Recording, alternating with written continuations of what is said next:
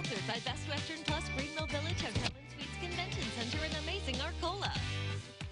Well, don't you wish you were on a beach somewhere right about now, soaking up the sun, catching a few waves? Well, why not make plans for a trip now? And here to help us, it's Brad Martin with Anywhere Anytime Journeys and Adrian Sherry with Pleasant Holidays. They're going to help us make it possible, right? Absolutely. Absolutely. Definitely.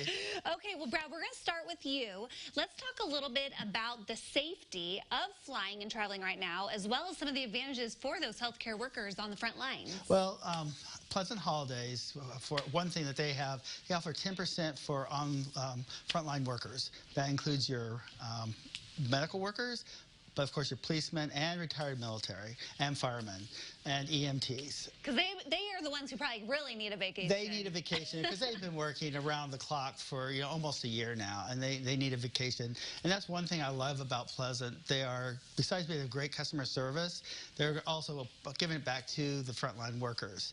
And they make it possible that you can travel safely, because right now people want to plan a vacation, but they're not sure what's going to happen. But they have a plan where you can travel with confidence. For $99 per person, you can book your vacation, and you have up to 48 hours prior to departure. You can cancel, and you get a future travel credit. Oh, or nice. you can do a little bit more and get your money back. And right now it is, the airlines, that's the one thing that we wanted to talk about. Airlines are really safe. As of a month ago, there's only been 50 known cases since COVID a year ago that have been directly linked to the airlines. Really? And we think it's more than that, but I had listened and looked at the stats. And being a retired airline employee, that's something I'm concerned about, because I have a lot of my friends who are still working. Well, yeah.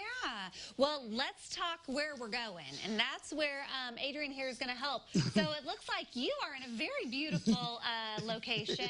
Yes, this is Maui. So that where we're going, Hawaii? Yeah, it's Maui. Well, either way, any island's beautiful. They're all unique. Well, let's talk a little bit about some of the excursions and travel options that are available to go to Hawaii. So, like Brad was saying, it is a great time to go. I mean, they are. It's not as busy over there right now, so the airlines are not as full. Hawaiian Airlines, God love them, they are actually expanding their service and adding a lot more flights out of both the West Coast and a new nonstop out of Orlando. So just want to put that out there. That's going to be easier than ever to get there.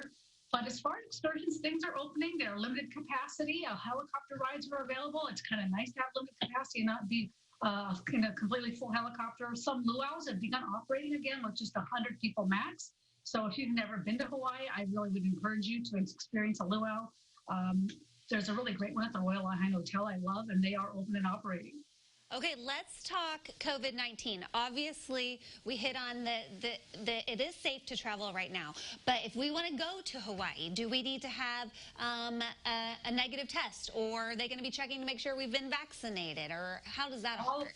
All of the above. So you must have a negative COVID test 72 hours prior to arrival in Hawaii. And most importantly, it has to be from one of their trusted partners. They have about 30 companies that they will accept the test from. If you arrive in Hawaii with a negative test, but it's not from one of their companies, they will turn you back. I've had it happen twice in the last month to customers. Ooh. So they have all those trusted partners listed on the hawaii.gov website. Of course, Brad can help you with that because he's going to be the expert in all this by the time this is done.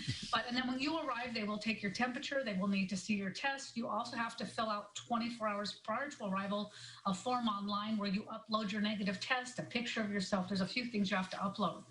So, and then you're welcome in land in Oahu. You're free to go once you do all that.